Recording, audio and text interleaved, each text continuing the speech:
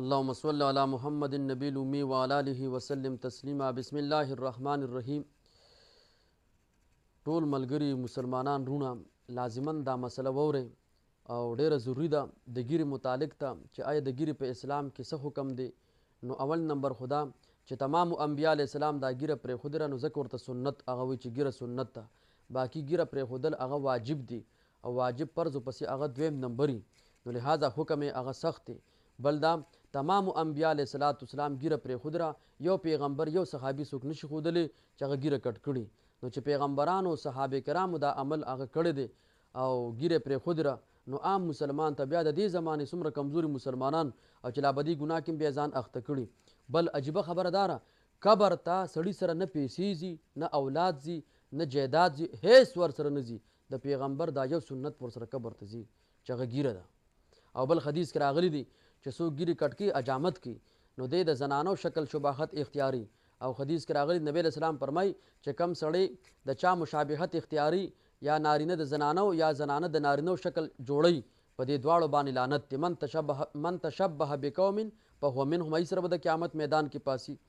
بل بعض خلک اعتراض کوي چې په اسلام کې د ګیرې متعلق چې دا جنت خو ویسه په ګیره کې نه دی. نو د دې جواب داري که په ګیره کې اسلام نه دی خو په اسلام کې ګیره شته دی، صحیح ده. او بل دا خو بیا ډېر کارونه هغه داسي چې دا دې کم اعتراض کې دا اعتراض د بې ځایه دی. په جنت کې مثال د سړي هغه اولاد کېدل ټیک ته حدیث کې راغلی دي، خو دا څیزونه به د په زړه کې نه راځي چې الله ما ته اولاد راکړي یا زه زمینداري کوم یا دا کوم دا کوم.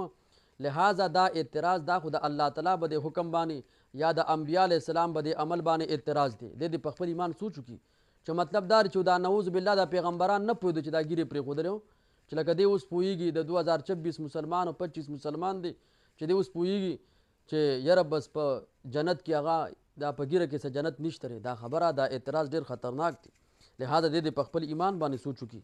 بل بعضې خلک ګیرې هغه پرېږدي خو لنډې لنډې پرېږدي. د دې څه حکم دی؟ د دې د اجامت د سیوا ګناه ده.